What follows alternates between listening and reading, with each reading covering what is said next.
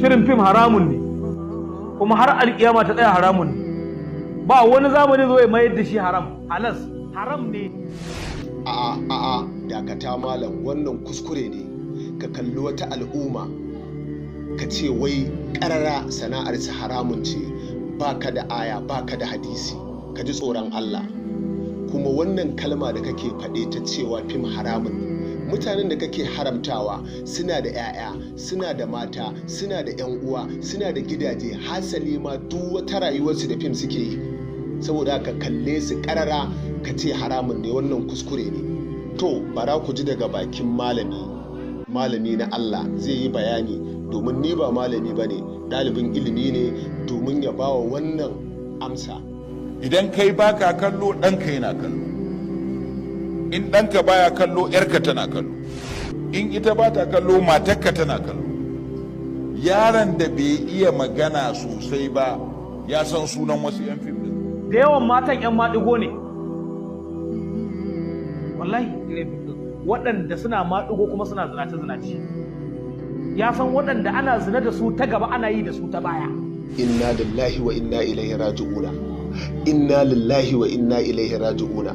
Malam ka ji tsoron Allah, alhalin baka ji ba baka gani ba.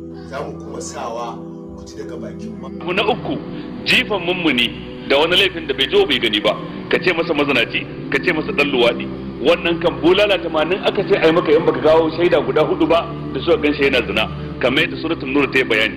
Wallahi da yawan matan da ke ciki mazinata ne, da yawan su mazajen da suke ciki su ma mazinata ne, da yawan matan.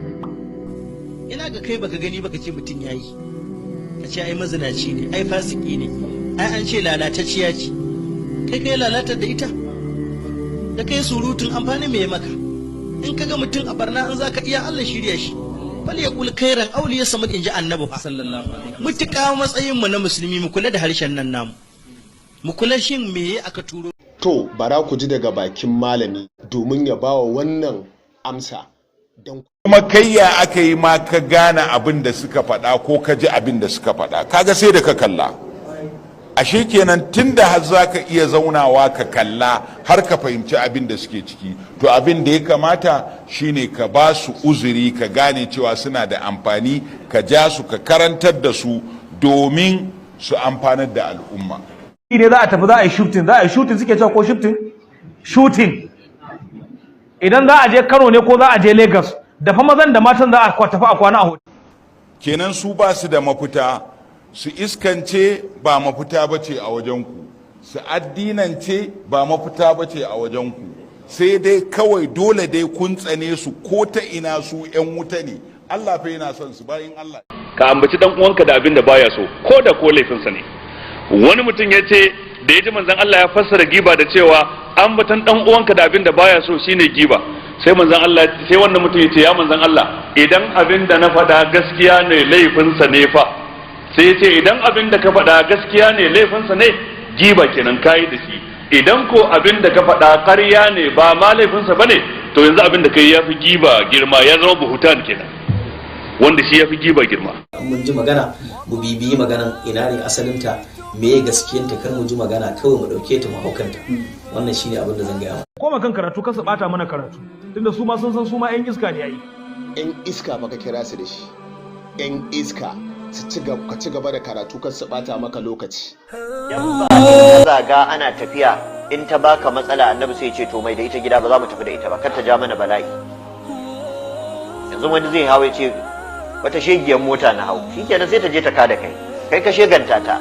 Wata rana wani sahabi ana tafiya da annabi sallallahu alaihi wasallam, sai raƙumin sa ya tuntube zai faɗi, sai ya gaya wa raƙumin mummunan magana, sai annabi ce ku dakata, mai da shi gida, ba za mu tafi da shi ba. Duk yarinyar da ka kanta da wata zuntumemiyar mota, ya rantse da girman Allah mazinaciya ce. Su kuma haka cikin mazan duk wanda yake ganin shi da wannan zunduma motocin da kuɗaɗe, in ma ba mazinaci bane to yana ɗaukar yaran yana kai su ga manya, ana zura da su ana biye shi. In za ka nemi followers ko za ka nemi suna, don girman Allah ka rika kiyaye harshenka. Allah baya son haka, kuma addinin musulunci ba zai karɓi wannan ba. Kuma mutane suna ji sun gani kuma sun shaida ƙarara ga irin abubuwan da ka faɗa, kuma za ka maimaita su a gaban Allah